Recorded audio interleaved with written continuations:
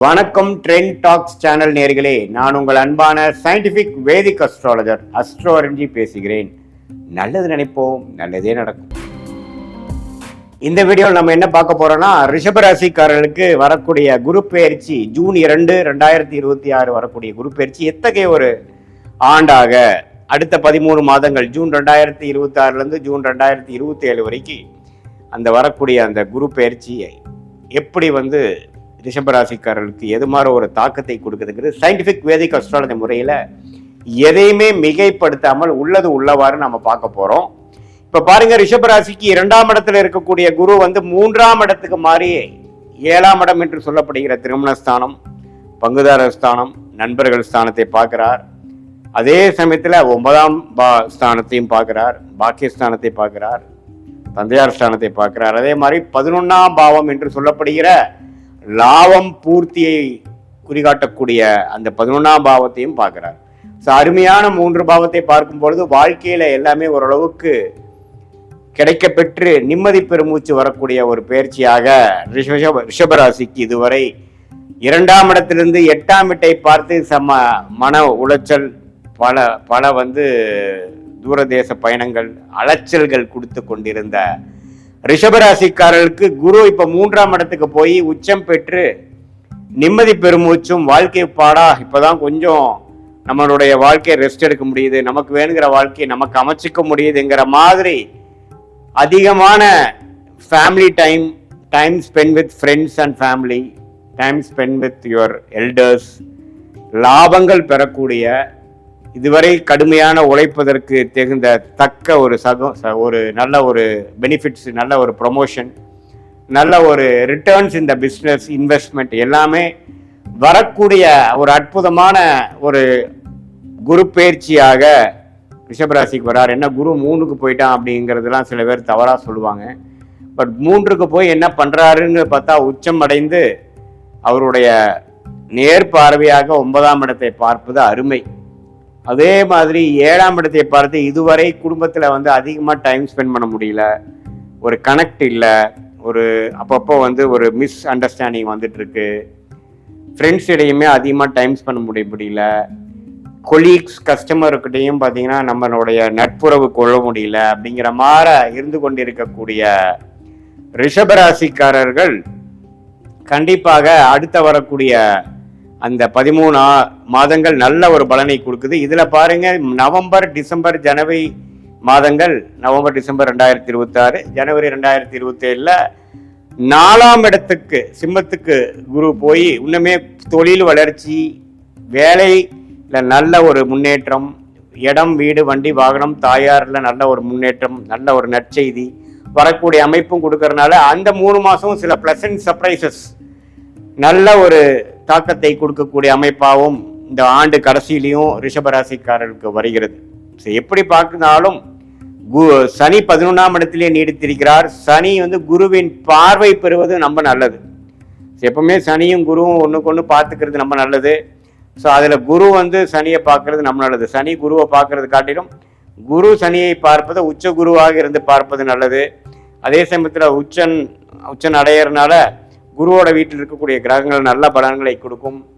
அதே சமயத்தில் இதுவரை ஒரு உறவுகளில் ஒரு மாதிரியான இருந்தது, படிப்பு விஷயத்தில் கொஞ்சம் சுமாரான அமைப்பு, குழந்தைகள் இருந்தாங்க, மாணவர்கள் இருந்தாங்க, நல்ல இடம் அமைய மாட்டேங்குது, வீட்டில் ஒரு திருப்தியான வீடு நம்ம மாற்றிக்க முடியல, பழைய வண்டியை கொடுத்து புது வண்டி வாங்க முடியல அப்படிங்கிற மாதிரி எண்ணங்களும் அது மாதிரி ஒரு வாழ்க்கை பலன்களும் போய்கொண்டிருந்த ரிஷபராசிக்காரர்களுக்கு இப்போ நல்ல ஒரு மாற்றத்தை கொடுக்கும்.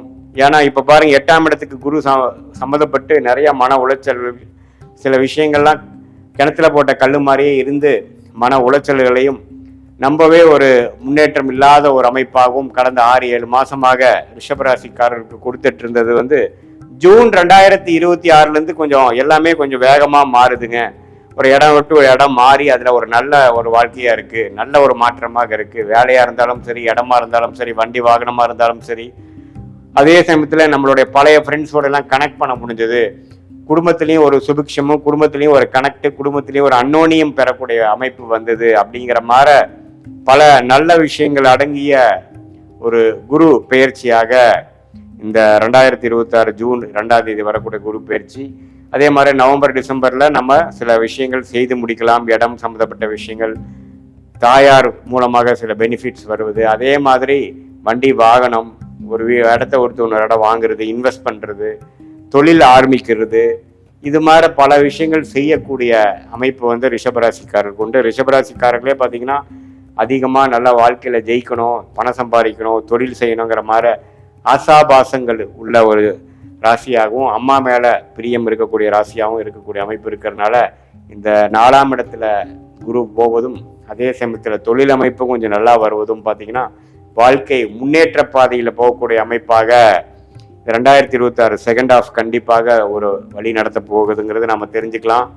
இது வந்து ஆல்ரெடி 11ஆம் இடத்துல இருக்கக்கூடிய சனிக்கு, ஒரு லாபத்தில் இருக்கக்கூடிய சனிக்கு ஒரு இன்னுமே கொஞ்சம் பலன்களை கொடுத்து இன்னும் கொஞ்சம் அந்த திருப்தியான ஒரு மனநிலையும் குறிக்கோள் பூர்த்தி அடைந்த ஒரு வாழ்க்கை சம்பவங்களும் கொடுக்கக்கூடிய அமைப்பு இருக்கு. இது பொதுவான பலன்களே தவிர உங்களுடைய பிறந்த தேதி, பிறந்த நேரம், பிறந்த ஊரை வைத்து ஜாதகம் திருக்கணித பஞ்சாங்கம் முறையில் போட்டு அதில் வந்து எதுமாற விஷயங்கள் போய்கொண்டிருக்கிறது. இப்போ உங்களுக்கு என்ன லக்னத்தில் பிறந்தீங்க, உங்களுடைய ரிஷபராசியில் என்ன நட்சத்திரம், மிருகஷீடமா, ரோஹிணியா அல்லது கிருத்திகையா, எந்த நட்சத்திரத்தில் பிறந்தீங்க, இப்போ என்ன தசாபுக்திகள் போய்கொண்டிருக்கிறது, அந்த மாதிரி தசாபுக்திகளுக்கு இப்போ எது மாதிரியான ஒரு கோச்சாரத்தில் சப்போர்ட் கிடைக்குது, எந்த லக்னத்தில் பிறந்து எந்த தசாபுக்தியில் போகிறது நல்லது, இது எல்லாம் தெரிந்து சயின்டிஃபிக் வேதிக் அஸ்ட்ராலஜி முறையில் டிகிரி அடிப்படையில் பார்த்து எதுவுமே மேலோட்டமாக பார்க்காமல்